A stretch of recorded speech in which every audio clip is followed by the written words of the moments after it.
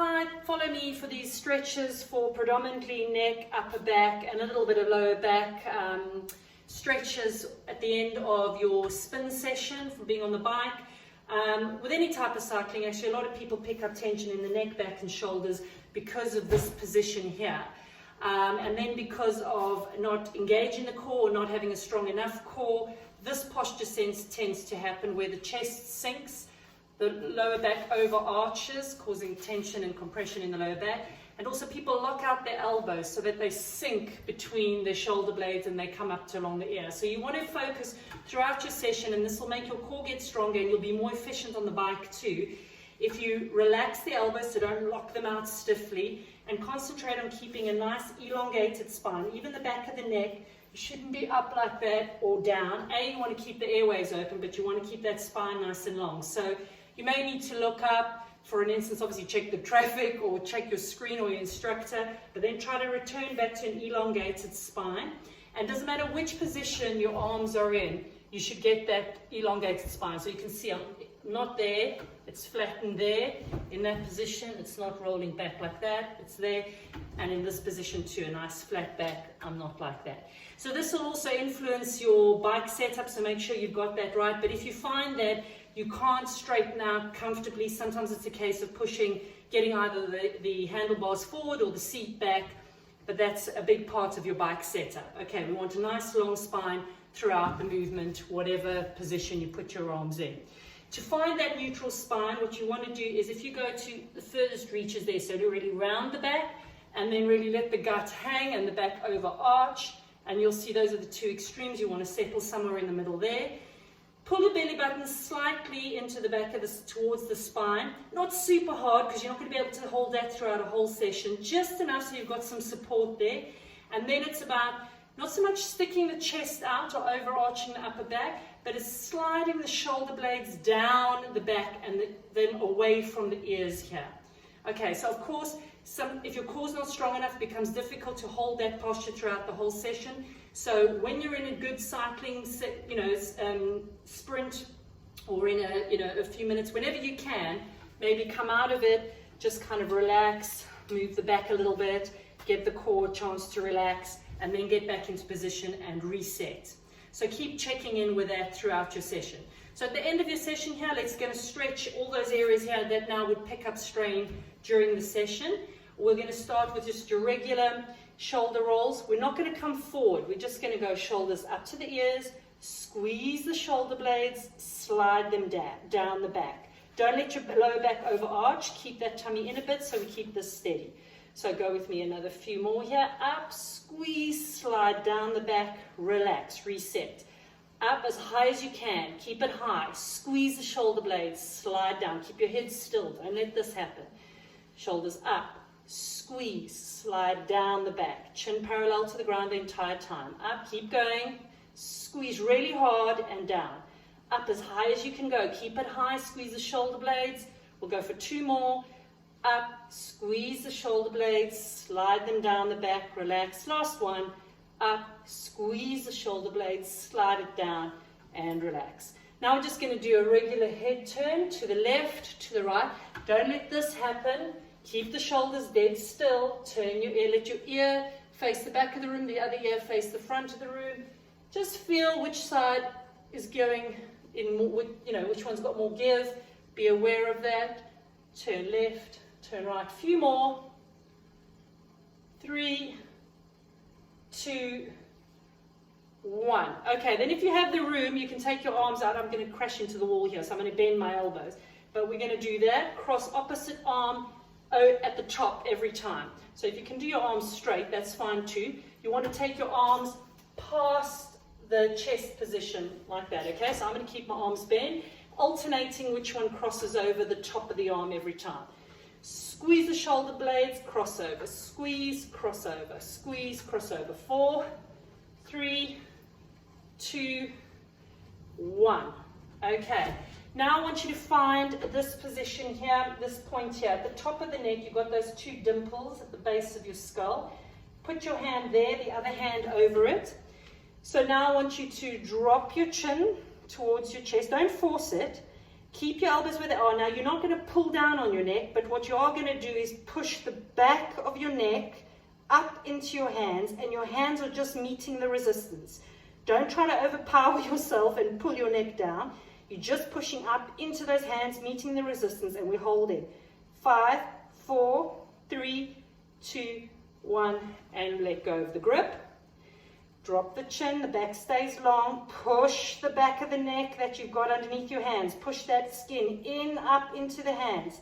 5, 4, 3, 2, 1, and relax. You should be feeling the pull and the stretch in the neck here.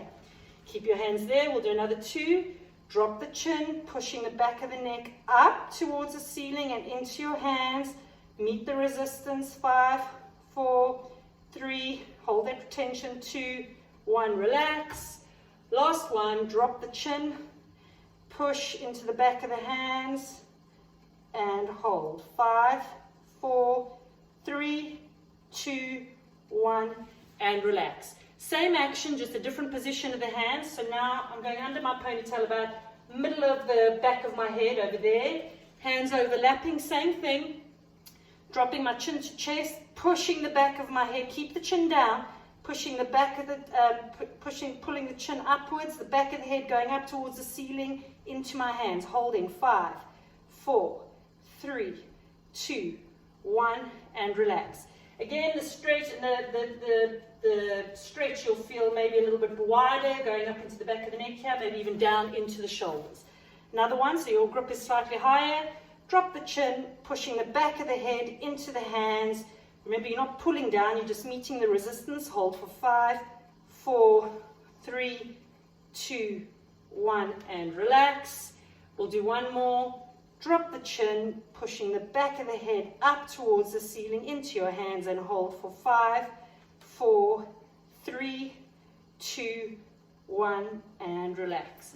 Okay, work with me on this next one. It's called nerve flossing. So you've got nerves that come from the spine through the shoulders down the arms. There's 2, the radius and the ulnar nerve, and they feed different parts of the arms and into the fingertips. So sometimes with this posture here, you can get a bit locked out in the wrist. You might feel a bit of numbness in the fingers. That's often when the nerve is just getting caught in the locked up position. So you may feel nothing on this stretch, but it's still a good movement to do. And if you've got any particular points of tension along that nerve and it's catching, you'll be more aware of it. Okay, so your hand is going to make a fist. Put your thumb over that fist, and then you're going to cock your wrist like that. Hold that tension. So you can see, cocked wrist. Take the arm back. The elbow needs to be locked out. That stays like that. Your head turns away from that hand, and then it's just that shoulder going up towards the ear and down. Up towards the ear, and then force it down and away from the ear. Up towards the ear, down and away. So the only thing that's moving is the shoulder. Keep going. Your head is turned away, nice and far as it can go. Keep that elbow locked out. That wrist is cocked. Up and down, up and down. So I can feel a good stretch here, the back of the neck. My arms and wrists are okay on this nerve, so I don't have any, I can just feel this area is working. You may feel it somewhere differently along that pathway. 3, 2, 1. Okay. The arm is going to be in the same position, the head is going to be in the same position. This time with your hand, you're just keeping the hand stiff, and you're going to flap it like this, going as far as you can that way, as far as you can that way. So arm out, elbow locked out, behind you there, and turned away, and your hand flaps forward as far as it can go, back as far as it can go. Nice and controlled, don't rush it, keep that arm nice and tight, the shoulders relax, it's just the hand flapping forward and back. Now with this one, I can feel a little bit more in my forearms than anywhere else. But you may not feel it anywhere, that's fine. Just hold that stretch through there. 3, 2, 1, and relax. So repeat the other side. You're going to make your fist. Put your thumb over. Remember, cock your wrist, so downwards. Take the arm behind you, lock the elbow out. Turn your head away from that hand. I'll just do it on this side again. Shoulder up. Down, looking away from that wrist, keep the elbow locked out, just the shoulder moving, just the shoulder moving. Keep going, keep your head away, elbow locked out, few more, keep that wrist cocked. 5, 4, really force it down as well as bring it up as high as you can. 3, 2, 1. Okay, so staying on that other hand, You're going to keep the arm locked out, but relax the grip, your fist. Flatten the hand. Keep turned away from the hand. Open out the hand. Bring it forward as far as you can. Back and forth. Elbow stays locked out. Head's turned away as far as you can. Keep going, keep going. Keep that elbow locked out. A few more of these. 5, 4, 3, 2, 1, and relax. Okay, now put one hand in front on your handlebars, your other hand grabbing the back of your saddle or something just to trap your hand in that position. And then watch what my chest's doing now. I'm going to stick my chest forward. You can bend this elbow a little and then turn my head and my chest to face that side of the room. Keep your hands locked in that position. Really twist. And then come back and relax. Lift the chest up, turn it around, turn to face the side of the room, look behind you. Don't let your legs cross over. Keep your knees pointing forward, so they shouldn't facilitate the rotation. This is just about the upper body twisting, and you should feel it between the shoulder blades, middle of the back, round there. Just keep going. Hold that stretch. 3, 2, 1. Bring it back. Let your eyes and head follow the movement. 3. Keep your hips still. 2, 1. Bring it back. Last one on the side. Okay, switch hands. So both my knees are pointing forward on this one. Hand grabs the saddle. Turn to face. Turn, turn, turn. You might find that you've got more give on one side than the other. I'm lifting my chest, turning to look to the back of the room. Then I come back to relax. There's no strain. Lift the chest and rotate the spine. And back. Lift the chest. Breathe out. Breathe in. Really go for it. Get that stretch. Hold it. Hold it. 3, 2, 1. Bring it back. We'll go for 2 more. Lift the chest. Turn. 3, 2, 1. Relax. Last one. 3, 2, 1. Relax. Okay, hands over here. So just for this, and this you can also do throughout when you're cycling, just to give this lower back a bit of a rest. I want you to just do these pelvic tilts. Okay, so I'm lowering the tummy, really sticking the bum out. Then I suck the tummy in and round the back, the entire back. Then I let go, stick the bum out. Start with pulling the belly in towards the spine. That's what initiates the action. I'm not pushing through my feet. Let the tummy hang, suck the tummy in, push it back, round the spine. Let's go a few more of these. 3, 2 more. Breathe in here, breathe out as you suck your belly button in. 2, really push into that spine.